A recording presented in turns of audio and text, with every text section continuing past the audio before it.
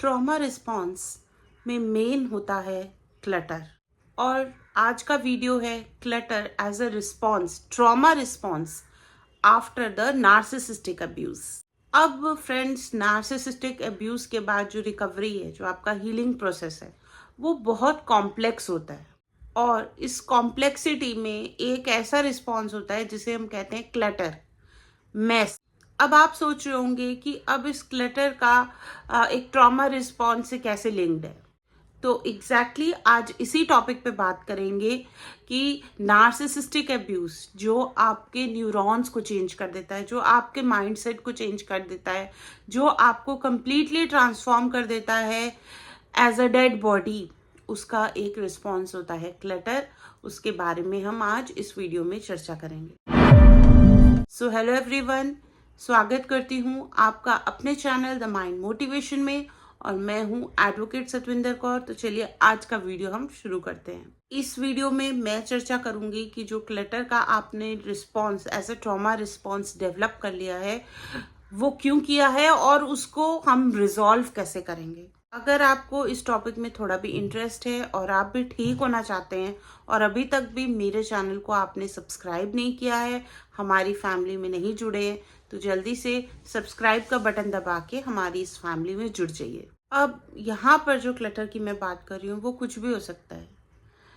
कपड़ों के ढेर, या फिर बहुत सारा पेपर वर्क, बहुत सारी बुक्स डेस्क पर बिखरी हुई, या फिर इतना ज्यादा ओवर थिंकिंग, एक क्योटिक जो आपके माइंड के अंदर जंबल हुआ है, हर तरीके का थॉट, वो ये सब कहीं ना कहीं डायरेक्ट रिजल्ट है आपके नार्सिसिस्टिक एब्यूज का। अब जब हम क्लटर की बात करते हैं तो वो हमेशा एक फिजिकल कॉन्टेक्स्ट में नहीं होता, या फिर वो कोई डिसऑर्गेनाइजेशन नहीं होती कि भाई हर चीज मिक्स्ड है, जब भी कोई चीज चाहिए तो मिल नहीं रही है। आपने अपना हैंडबैग खोला, आपको निकालना कुछ था, निकल कुछ और जाता है। आप एक सुई ढूंढ रहे हैं और आपको नेल कटर मिल गया, और आपको बरसों पुरानी पुरानी चीजें मिल गई। आप क्या ढूंढ रहे थे, क्या कर रहे थे, कितना ज्यादा डिसऑर्गेनाइजेशन आपके किचन में है, आपके कपड़ों की अलमारी में है, आपके घर में है। कोई अगर आपके घर में आ जाए तो उसे कितना लगेगा यार, कितना उथल पुथल चीजें हैं, कितनी ऐसी चीजें हैं जो चाहिए ही नहीं है, कितनी ऐसी दवाइयां हैं जो एक्सपायर्ड हो चुकी हैं। और ये डायरेक्ट एक दिखाता है कि आप कोशिश कर रहे हैं सर्वाइवल की। आपके साथ जो भी अब्यूज हुआ है, मेंटल ट्रॉमा आपके साथ क्रिएट किया गया है, बट आप फिर भी कोशिश कर रहे हैं कि आप सर्वाइव करें। तो उस सर्वाइवल मोड में, जहां आप अभी उस बीच में, उस दौर में जहां आपको कुछ समझ में भी नहीं आ रहा कि आपके साथ क्या हो रहा है, और आप जीने की भी कोशिश कर रहे हैं, अपने आप को एक रेलेवेंट करने की भी कोशिश कर रहे हैं, वहां पर इस तरीके का मैस, डिसऑर्गेनाइजेशन और क्लटर दिखाई देता है।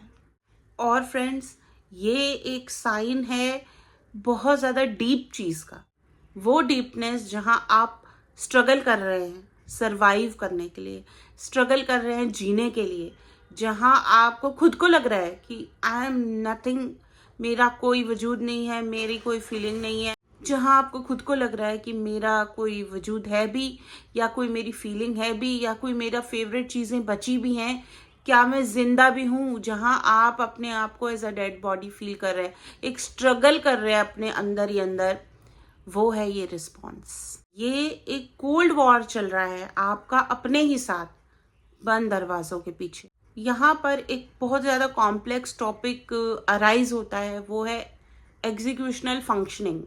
ये टर्म आपको टेक्निकल लग सकती है, लेकिन ये रियली क्या है? ये आपके एवरीडे टास्क या फिर माइंड परफॉर्मिंग का एक सिंबल है। अब आप इमेजिन कीजिए कि आपका माइंड एक बहुत बिजी ऑफिस की तरह है, जहां पर इतनी सारी एक्टिविटीज हो रही हैं, जहां आपको डिसीजंस लेने हैं, जहां अनलिमिटेड प्लानिंग चल रही है, और जहां पर बहुत सारे टास्क असाइन करने हैं। और अब इन सब चीज़ों को, इस एबिलिटी को कि ये सब कुछ स्मूथली परफॉर्म हो, इसे कहते हैं हम एग्जीक्यूशनल फंक्शनिंग। ये एक फंडामेंटल प्रोसेस है जो आपके माइंड को करना ही है। ये एक ऐसी चीज़ है जो आपके इमोशंस को रेगुलेट करती है और आपकी प्लानिंग को रेगुलेट करती है। आपको एक दिशा में लेके जाती है, स्टेप बाय स्टेप चीज़ें प्रोसेस करने के लिए। मगर क्या होगा जब आपका जो ये माइंड, एक बिजी ऑफिस जो है, इसके अंदर एक स्टॉर्म आ जाएगा, एक आंधी आ जाएगी, तूफान आ जाएगा, जिसे हम कहते हैं अब्यूज, जिसे हम कहते हैं नार्सिसिस्टिक अब्यूज। तो वो माइंड जो इतना अच्छा चलता था, वो माइंड जो कि हर चीज को प्रॉपर फंक्शन करता था, वहां पर आ जाएगा एरर। वहां पर शुरू हो जाएंगी डिफॉल्ट चीजें, सारी फाइलें ऊपर नीचे हो जाएंगी, और जो सिंपल सिंपल टास्क हैं, छोटे छोटे टास्क हैं प्लानिंग का या कुछ काम करने का, वो एक पहाड़ जैसा लगेगा। अब कपड़ों के ढेर को हमें ऐसे लग रहा है कि यार इस पहाड़ को कैसे ठीक करूं मैं, इतना मैसी किचन है, इसको मैं कैसे ठीक करूं, इसका फ्रिज इतना ऐसा हो गया है, इसके अंदर इतनी सारी चीजें भरी हैं, इसको मैं कैसे ठीक करूं। वो रिस्पॉन्स, उसको ठीक करने का, उसको ऑर्गेनाइज करने का, हम पूरे डिसओरिएंट हो चुके हैं। ये है इफेक्ट क्रॉनिक स्ट्रेस का। हम इम्पेयर्ड हो चुके हैं, हमारा नर्वस सिस्टम शट डाउन हो चुका है, और इंटरनली हम कोलैप्स हो चुके हैं। अब हम इस पे क्लोजर लुक डालते हैं। क्लटर बहुत सारे एस्पेक्ट्स में एक फिजिकल मैनिफेस्टेशन है हमारे इंटरनल क्योस का। अब नार्सिसिस्टिक अब्यूज में किसी और ने आपके ऊपर जो है कंट्रोल एक्सर्ट किया है, आपको दबाया है, आपको चलाने की कोशिश की है। उस कांस्टेंट मैनिपुलेशन और गैस लाइटिंग की वजह से सारा का सारा जो आपका सिस्टम है, उसका रिमोट कंट्रोल किसी और के हाथ में है। और जैसे कहते हैं ना, एक अर्थक्वेक आ गया उस भूमि पे, जहां पर एक अर्थक्वेक है, उधर आपको नार्सिसिस्ट ने छोड़ रखा है। जहां आपको लगता है अरे अब ये बिल्डिंग मेरे ऊपर गिर जाएगी, अब ये मेरे ऊपर गिर जाएगा, मैं ऐसा हो जाऊंगा, वैसा हो जाऊंगा, सब कुछ आपके ऊपर डंप किया जा रहा है। और ये इतना ज्यादा फास्ट हो रहा है कि आप कुछ भी प्रोसेस कर ही नहीं पा रहे हैं। आज उनका मूड अच्छा है, पल भर में उनका मूड खराब हो जाएगा, या पल भर में उनको कुछ हो जाएगा और आपके ऊपर बिल फट जाएगा, जहां आपको ये फील हो जाएगा कि मेरी अब कोई चॉइस नहीं है, मैं अपना कोई डिसीजन नहीं ले सकता हूं, आपने गिव अप कर दिया है लाइफ पे। और जब आप इस लाइफ से, इस नार्सिसिस्टिक अब्यूज से थोड़ा हटते हैं, कोशिश करते हैं, तब भी आपका स्ट्रगल चलता रहता है, क्योंकि बाकी सारी चीजें उथल पुथल हो रखी हैं पहले से। अब यहाँ पर आपको लगेगा जितना क्लटर होगा तो मैं इस पे कंट्रोल कर रहा हूँ, मैं नहीं दे रही हूँ अपनी फेवरेट ड्रेस, मैं नहीं दे, मुझे काम की भी नहीं है वो, पर मैं नहीं दे रहा अपना ये, मैं नहीं दे रहा अपना वो। हम चीजों को होल्ड ऑन करके आज भी बैठे हुए हैं, क्योंकि हम उन पुरानी चीजों को, उन पुराने थॉट्स को, उस पुराने पास्ट को छोड़ ही नहीं रहे हैं। हमारा कंट्रोल अब भी नहीं हो पा रहा कि हम वो चीजें हटा दें। अब ये जो एक रिस्पॉन्स है ना क्लटर का, ये आपको ऐसा फील होता है कि भाई ये एक अडेप्ट रिस्पॉन्स है मेरा। क्लटर जो है एक रिस्पॉन्स है मेरी हीलिंग की तरफ। अब ये सारा क्लटर आपको एक कंफर्टिंग डिस्ट्रैक्शन प्रोवाइड कर रहा है उन मेजर थिंग्स से जिनसे आप बचना चाहते हो। अब ये मोस्टली आप जब हीलिंग हो रहे हैं, आप जब हीलिंग कर रहे हैं, तो उसके बीच का प्रोसेस है। और जो आपको जो चोटें लगी हैं, इमोशनल चोटें लगी हैं, उसको भी, उन घावों को भी थोड़ा सा ये कंफर्ट देता है ये क्लटर आपका, जो आपको अब्यूज के बाद मिली है। अब अगर आप मेरी बातों से रिलेट कर पा रहे हैं, तो अब आप फर्स्ट चीज ये सोचिए कि भाई ये जितना भी क्लटर है और आप ऑर्गेनाइज नहीं है, ये आपका एक ट्रॉमा रिस्पॉन्स है, और अब आपको यहाँ से चीज़ों को रिजॉल्व करना शुरू करना है। यहाँ आप अपने आप को लेजी या फिर डिसऑर्गेनाइज्ड ऐसा लेबल मत कीजिए, क्योंकि ये जो है ये आपका एक ट्रॉमेटिक एक्सपीरियंस का रिस्पॉन्स है। यहाँ आपके माइंड का एक सर्वाइवल मैकेनिज्म किक कर रहा है, क्योंकि जब आपको अटैक किया जाता है, आपके ऊपर बिल फटता है, आपको गुस्सा किया जाता है, अननेसेसरी आप सामने वाले का अब्यूज झेलते हो, तो आपका माइंड वो हर चीज करता है जहां उसे टेम्परेरी एक अच्छी फीलिंग होती है, सुलेस मिलता है। जैसे कि आपने कुकिंग करना ही छोड़ दिया, अच्छी चीज़ों का, अपनी फेवरेट चीज़ों का कुकिंग करना ही छोड़ दिया। ऐसे इंग्रेडिएंट्स जो आपने मंगाए थे कि आप कुछ स्पेशल बनाएंगे, वो इंग्रेडिएंट्स कहीं कोने में पड़े ही रहते, सालों साल पड़े रहते हैं। वो क्लटर बनता जाता है। जो क्लटर आप अपने आसपास देखते हैं वो सिंपल आपके इस इंटरनल प्रोसेस को ही रिफ्लेक्ट कर रहा है। और जब भी अब्यूज हो रहा होता है, चीज़ें ठीक नहीं हो रही होती आपके साथ, तो आपकी डिज़ायर्स, हर तरीके के डिज़ायर्स सबसाइड हो जाते हैं और हर चीज़ तो शट डाउन हो ही जाती है। बस एक सर्वाइवल पर ही आपका फोकस होता है। और इस क्लटर को हम कैसे हटा सकते हैं, कैसे रिजॉल्व कर सकते हैं, ये अगर आप सोचते हैं तो ये एक साइन बहुत अच्छा है कि अब आप हील होना चाहते हैं। क्योंकि हीलिंग शुरू होती है जब आप कंपैशनेट होते हैं, जब आप जेंटल एक्शंस लेने को तैयार हो जाते हैं। क्योंकि अब आपको समझ में आ गया है कि जो आप एक्सपीरियंस कर रहे हैं वो एक नॉर्मल रिस्पॉन्स है एक एबनॉर्मल सिचुएशन का। आपने नार्सिसिस्टिक अब्यूज को सरवाइव किया और आपकी माइंड और बॉडी ने वो हर चीज़ की जहां आपको सरवाइव कर सकते थे।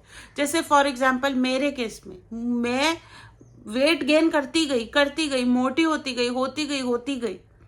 जैसे जब भी मेरे को प्रॉब्लम की जाती थी, अब्यूज होता था, तो उसके बाद मेरा कॉर्टिसोल लेवल इतना हाई हो गया मेरी बॉडी में कि वो बिना खाए भी वेट को गेन कर रही थी।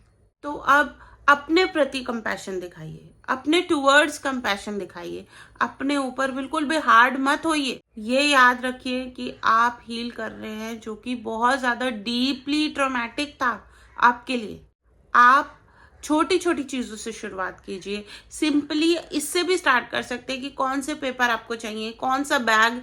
आप अपना हैंड बैग ही क्लियर कीजिए सबसे पहले, धीरे धीरे कीजिए। आप यहाँ पर पॉइंट है कि आपको अपनी लाइफ, अपनी स्पेस रिक्लेम करनी है बिट बाय बिट। और आपको ये सब कुछ करना है अपनी पेस पे, अपनी स्पीड में। आपको कुछ भी रश नहीं करना।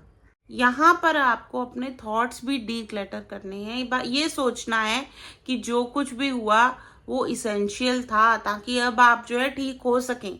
जितना ज़्यादा आप इंटरनली अपने आप को डीक्लटर करेंगे, उतना ज़्यादा इजी होगा आपको फिजिकली अपनी सराउंडिंग्स को भी डीक्लटर करना। फॉर एग्जाम्पल, अगर आपको किसी टॉक्सिक लोगों के बारे में नहीं सोचना, या उनसे आपको पेन मिलता है, या जो चीज़ें आपके साथ हुई हैं उन मेमोरीज से आपको पेन मिलता है, तो वो मेमोरी जैसी आपको आएगी, आपको उसी टाइम अपने आप को बोलना है मुझे नहीं सोचना इसके बारे में, और डिटैच करना है आपको। अब यहाँ पर जो क्लटर है ना, नार्सिसिस्टिक अब्यूज के बाद, वो एक अनटाइडी स्पेस से बहुत बड़ी चीज़ है। ये आपका एक साइलेंट रोना धोना है, साइलेंट आपके माइंड की आउट क्राई है, जो कि वो कर रहा है सरवाइव होने के लिए। और ये सब कुछ जो तहस नहस हुआ है वो तूफान के बाद का मंजर है। यहाँ पर आप हेल्प भी मांग सकते हैं, और यहाँ पर आपको एक चीज की बहुत ज्यादा जरूरत है, और वो है पेशेंस। एक रात में सब कुछ ठीक नहीं होने वाला, आपको अपने ऊपर काम करना पड़ेगा।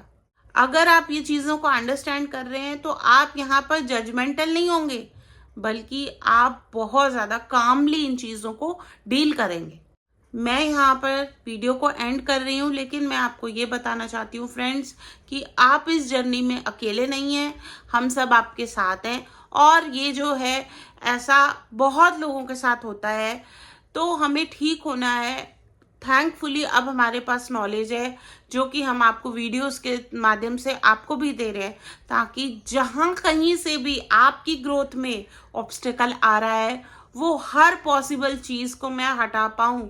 इसीलिए आपको इस चैनल को सब्सक्राइब करना है, क्योंकि बहुत सारी डीप की चीज़ें हैं जो आपको अभी भी अंडरस्टैंड करनी है, फुली हील होना है और आगे बढ़ना है। तो ठीक है फ्रेंड्स, मैं एडवोकेट सतविंदर कौर लेती हूँ आपसे अलविदा, और जल्दी मिलूंगी आपसे एक नए वीडियो में। तब तक के लिए अपना बहुत ज़्यादा ख्याल रखिए, और अपनी मेंटल हेल्थ का भी बहुत ज़्यादा ख्याल रखिए। और रिमेंबर, अपने ऊपर काम करना है, तभी हम एक्सेल कर पाएंगे। Bye bye.